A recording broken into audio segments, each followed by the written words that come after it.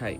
കഴിഞ്ഞ ദിവസം അനന്തു അജി എന്ന് പറയുന്ന ഒരു ചെറുപ്പക്കാരൻ ഒരു സൂയിസൈഡ് നോട്ട് പോസ്റ്റ് ചെയ്തിട്ട് സൂയിസൈഡ് ചെയ്തിട്ടുണ്ടായിരുന്നു. ആ ഒരു നോട്ട് ഞാൻ വായിച്ചിട്ടുണ്ടായിരുന്നു. അതിൽ അയാൾ പറയുന്ന ചില കാര്യങ്ങൾ, ഒന്ന് അയാളുടെ ജീവിതത്തിൽ അയാൾ അനുഭവിച്ചിട്ടുള്ള സഫറിങ്സിനെ പറ്റി, പിന്നെ അയാളുടെ മരണശേഷം ആ മരണത്തിൻ്റെ കാരണത്തെ ചില ആളുകൾ വേറെ രീതിയിലേക്ക് ഡൈവേർട്ട് ചെയ്തേക്കാം എന്നുള്ള ഒരു ധാരണ ഉള്ളത് കൊണ്ട് അയാൾ മരണകാരണം എന്താണെന്ന് കൃത്യമായിട്ട് അതിൽ പറയുന്നുണ്ട്. മരണത്തിൻ്റെ കാരണമായിട്ട് പറയുന്നത് ആങ്സൈറ്റി, ഡിപ്രഷൻ, തുടർച്ചയായിട്ടുള്ള പാനിക് അറ്റാക്കുകൾ മൂലം അയാൾക്ക് ജീവിക്കാൻ പറ്റാതെ വരുന്നത് കൊണ്ടാണ് അയാൾ ജീവൻ കൊടുക്കുന്നത് എന്നാണ്. അതുപോലെ ഈ ഒരു ആങ്സൈറ്റി, ഡിപ്രഷനൊക്കെ വരാനുണ്ടായിട്ടുള്ള കാരണം അയാൾക്ക് OCD ഡയഗ്നോസ് ആയിട്ടുണ്ട്.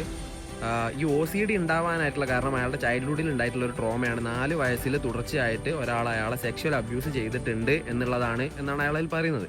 പിന്നെ അയാൾ പാരൻസിനോടായിട്ട് പറയുന്ന ഒരു കാര്യമുണ്ട്. നിങ്ങൾ നിങ്ങളുടെ കുട്ടികൾക്ക് മസ്റ്റായിട്ട് പ്രോപ്പർ സെക്ഷൽ എഡ്യൂക്കേഷൻ പഠിപ്പിച്ചു കൊടുക്കണമെന്നും ഗുഡ് ടച്ച് എന്താണ്, ബാഡ് ടച്ച് എന്താണെന്ന് പറഞ്ഞു കൊടുക്കണമെന്നും അവരുമായിട്ട് ക്വാളിറ്റി ടൈം സ്പെൻഡ് ചെയ്യണമെന്നും അവരോട് അധികം ചൂടായി ദേഷ്യപ്പെട്ട് അവരെ ഒരു ശത്രുവാക്കി മാറ്റരുത് എന്നുമാണ് പറയുന്നത്. അത് തന്നെയാണ് നിങ്ങളോട് എനിക്ക് പറയാനുള്ളത്.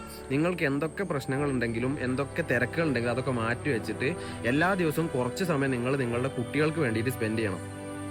അവർക്ക് നിങ്ങളൊരു ശത്രുവായിട്ട് കാണാതെ, അല്ലെങ്കിൽ നിങ്ങളെ പേടിക്കാതെ നിങ്ങളുടെ അടുത്ത് എന്തും തുറന്നു പറയാനുള്ള നിങ്ങളൊരു ബെസ്റ്റ് ഫ്രണ്ടായിട്ട് അവർ കാണണം.